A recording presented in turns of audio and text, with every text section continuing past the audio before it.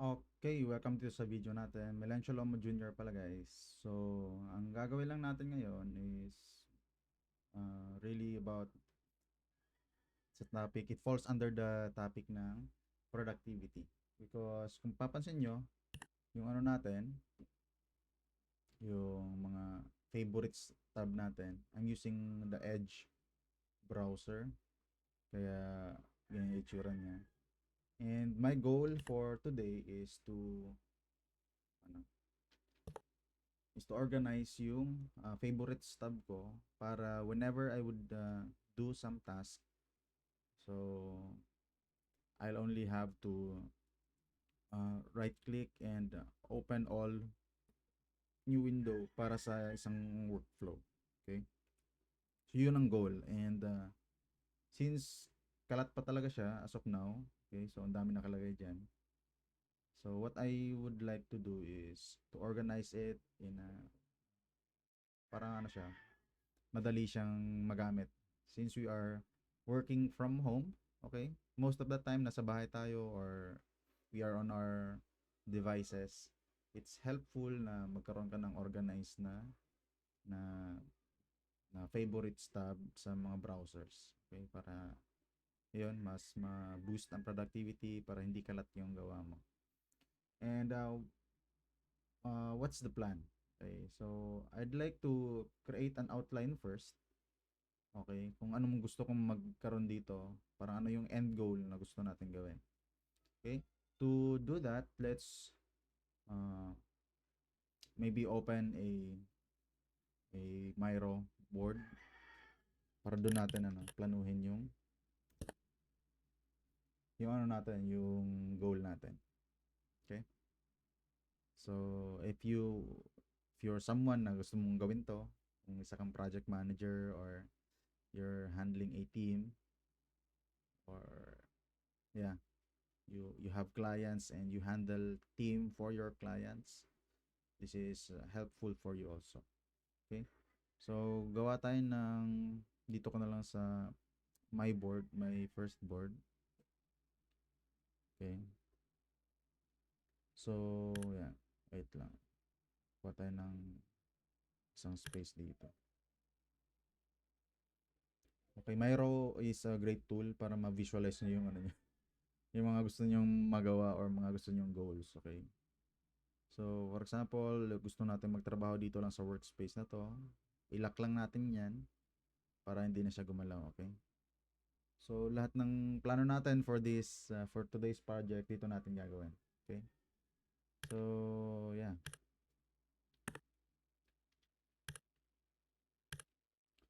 so ang goal is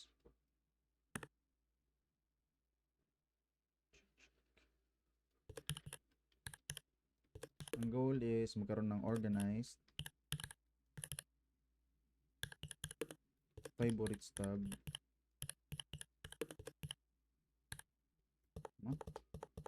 Okay. Sorry, favorites. Ba't ang spelling? Okay, gusto ko bakit ba tab on.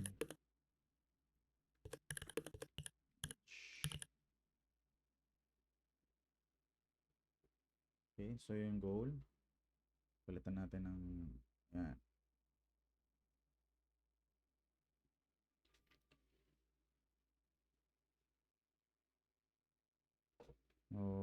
Okay, kita mo ba? Malinaw naman, no? So then the way I'm thinking paano siya gawin is parang ganito. 'Di ba merong tab diyan, tapos I'm thinking of uh, kung anong flow ang susundin ko. Okay?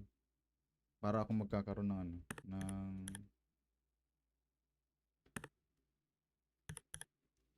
ng uh, sets of useful links each folders. Kasi pwede kang gumawa ng folders eh. Okay? Parang ganyan. Kasi dito, pag gagawa ka ng new tab, ito, folder na to eh. Nandito na lahat ng mga, yan o. Pwede kang maglagay din ng mga shortcuts dyan. So, yan. Medyo magulo nga talaga. Grabe. Okay, so, yun ang gusto kong gawin. And let's categorize kung ano yung mga ano na yun, mga bagay na yun. So, as a starter, let's have at least five categories na gusto nating ilagay dito sa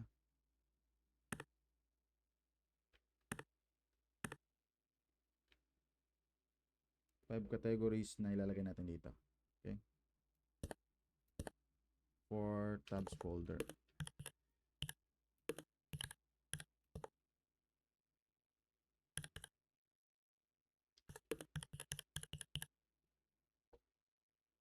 Okay. So, yan. Isip tayo ngayon kung anong magandang category ang ilagay. Siguro, for people na may full-time work, maganda siguro magkaroon ng ano, ng tab para sa work lang na yun. Okay, so for full-time work, okay, full-time na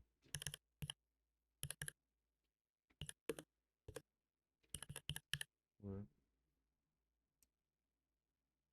Tapos like planning siguro.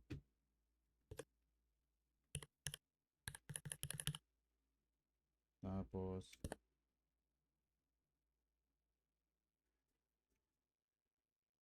tools for specific ano. Tools for specific needs. For example, kung for agency, under digital marketing agencies, ano yung mga need na yung mga common need na ng mga tawag dito, services. Okay, so for example,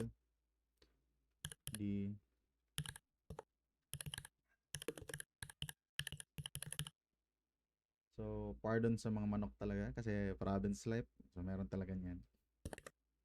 Okay. So, okay lang yan. Sasanay din kayo niyan. Parang mamimiss nyo rin yung mga manok na yan pag nawala yan. Pag naging tinola na yan. Okay? So, okay. So, like, common graphic design. So, I think under sa isang folder, pwede ka pang maggawa ng subfolder like this. So, okay, ganyan na. So, napakagamit din. Okay?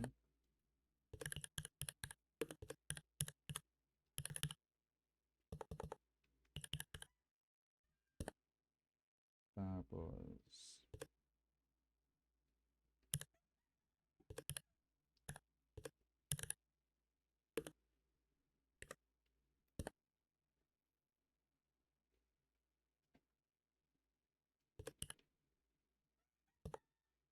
UI and UX, ano ba?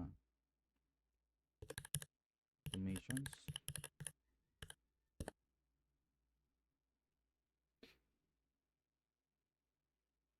And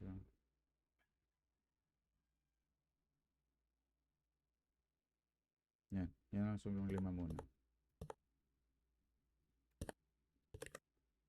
Okay? So, mamaya lalagyan din natin to ng ano, mga laman. So, kailangan lang natin malaman muna yung mga first 5 na categories na lalagay natin. So, sa full-time work, dapat pala dito yan sa number 2, I think.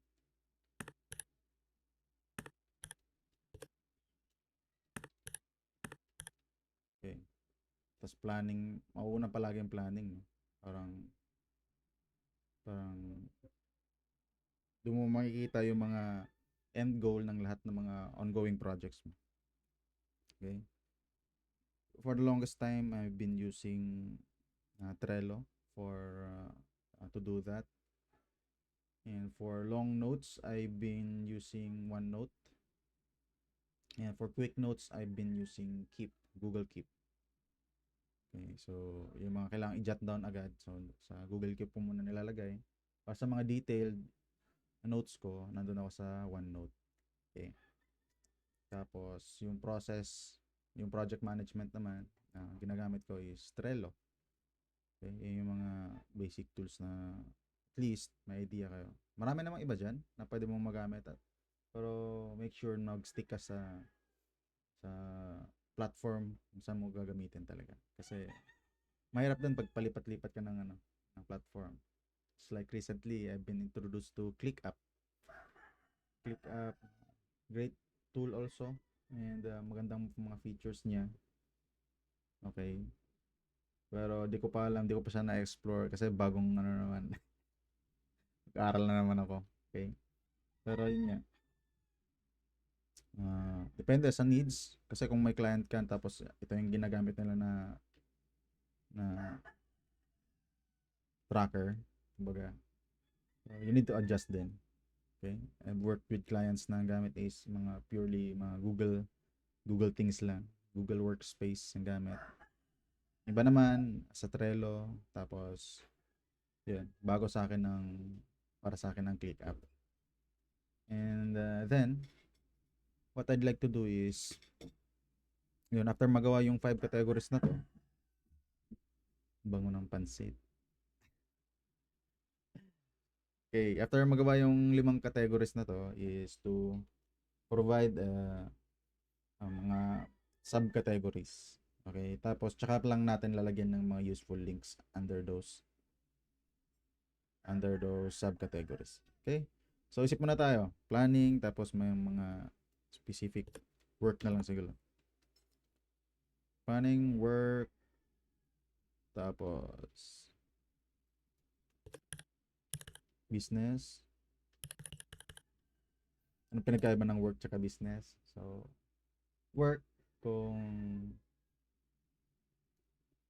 ikaw yung mainly na nagkatrabaho para sa iba. Business, syempre, if you have a personal ecosystem, kung sarili mong ecosystem, product mo, tapos binibenta mo, ganyan. Pwede namang product ng iba, tapos binibenta mo, pero basically ka lang, parang reseller or distributor. So by business, I mean parang sa'yo yung product, sa'yo yung production, sa'yo yung So lagyan natin yan. So business. Tapos dito sa work, pwede kasing agency yan.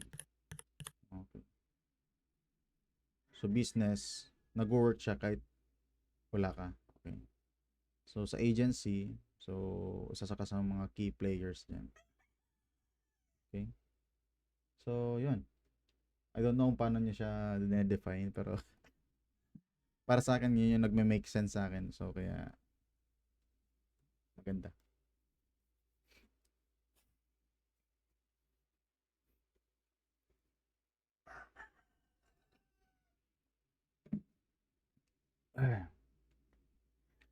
Okay.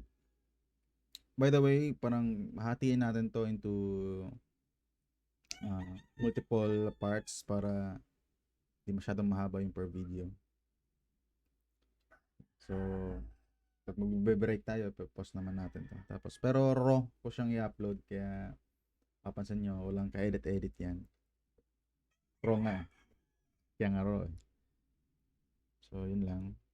Ano pa ba? Business, tapos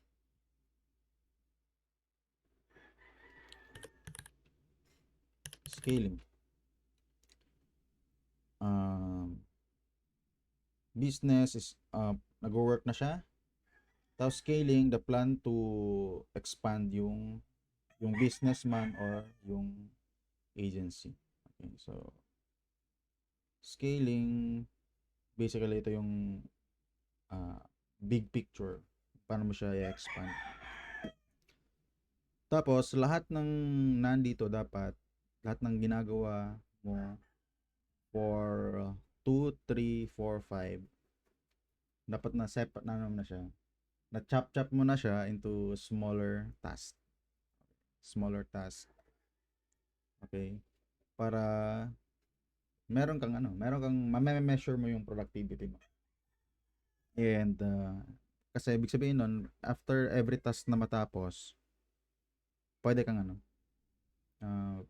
you're progressing towards yung end goal mo. Okay? Yun lang naman ang pinaka-importante talaga. Kasi kung mayat maya nagbubukas ka ng tab, tapos ito yung ginagawa mo, wala kang matatapos. Okay? And you need to keep your mind active always. Okay? And yeah. Okay, so planning. Walang personal dyan, no? Okay? Walang personal na nakalagay. So, I think I need to add. So, alam niyo bang importante ang personal things? Okay. So, dapat meron ding space sa tab nyo yung mga personal stuff na gusto nyo magawin. It can be a vacation or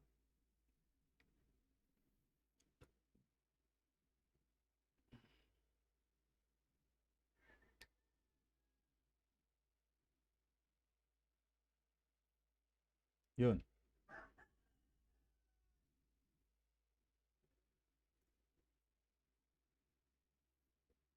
Okay, nagkakaroon ng